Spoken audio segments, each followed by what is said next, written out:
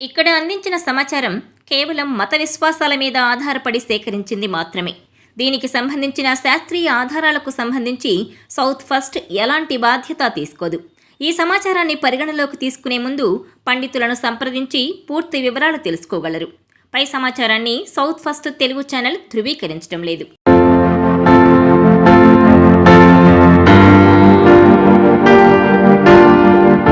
హిందూ మతంలో వివాహం చేసే సమయంలో ఎన్నో ఆచారాలు నిర్వహిస్తారు.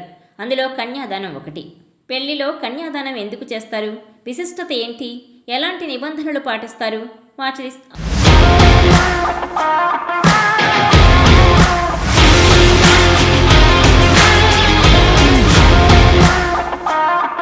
హిందూ వివాహంలో కీలకమైన ఘట్టం కన్యాదానం. నిజానికి వివాహం అంటేనే కన్యాదానం అని చెబుతుంటారు. కన్యాదానం కూడా ఒక రకమైన దానమే అయినా ఇది విభిన్నమైంది. దీనికి ఎంతో విశిష్టత ఉంది. సంతానార్థం, త్రిధర్మ రక్షణార్థం కన్యాదానం చేస్తారు. ఒక్కో యుగంలో ఒక్కో ధర్మానికి ప్రాముఖ్యతనిచ్చింది. కృతయుగంలో తపస్సుకు, త్రేతాయుగంలో జ్ఞానానికి, ద్వాపర యుగంలో యజ్ఞాలకు, కలియుగంలో దానానికి విశిష్ట స్థానం ఉంది. ఇది స్పష్టంగా పద్మపురాణంలో పేర్కొన్నారు. మొత్తం 16 రకాల దానాలున్నాయి. వాటిలో 4 దానాలకు ఎంతో విశిష్టత ఉంది. అవి కన్యాదానం, గోదానం, భూదానం, విద్యాదానం. వీటిని చతుర్విధ దానాలు అంటారు. దానం పుచ్చుకునే వారికి ఇస్తారు. వారు వాటిని అనుభవించవచ్చు. ఇంకొకరికి ఇస్తారు, ఏమైనా చేసుకోవచ్చు. కన్యాదానం వాటికి చాలా భిన్నమైంది.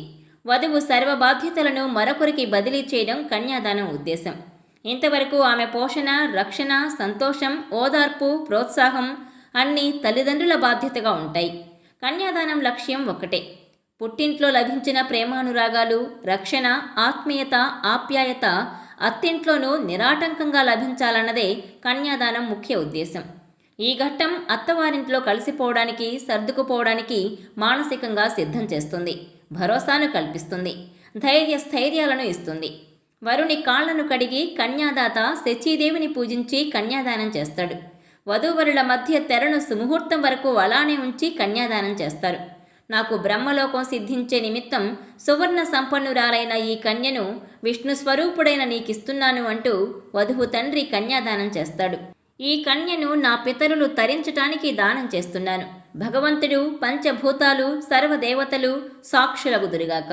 సాధుశీలమైన అలంకరించిన ఈ కన్యను ధర్మ కామార్థ సిద్ధి కలిగే నిమిత్తం మంచి శీలం కలిగిన బుద్ధిమంతుడైన నీకు దానం చేస్తున్నాను అంటూ కన్యాదానం చేస్తాడు.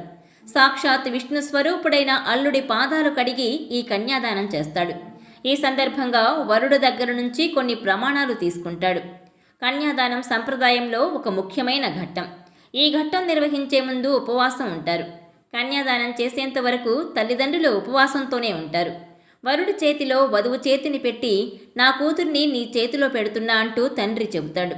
తన కుమార్తెకు జీవితంలో ఎలాంటి కష్టాలు రాకుండా చూసుకోవాలంటూ ప్రమాణం తీసుకుంటాడు. దీన్ని అనుసరిస్తూ వధువు తల్లిదండ్రులు అరచేతిలో పవిత్ర జలాన్ని పోస్తుంటారు. నీరు ప్రవహించే విధానం వారి కుమార్తె చేతిలో నుంచి వరుడి చేతిలోకి పడేలా చేస్తుంది. ఈ కన్యాదానం జరుగుతున్న సమయంలో దేవదేవతలను ప్రార్థిస్తుంటారు. పవిత్ర జలాన్ని జారవిరుస్తూ అరచేతుల్లో పువ్వులు, పండ్లు, తమలపాకులు, ఇతర వస్తువులు పెడతారు. వేద పండితుల మంత్రోచ్చారణల మధ్య కన్యాదానం చేస్తారు.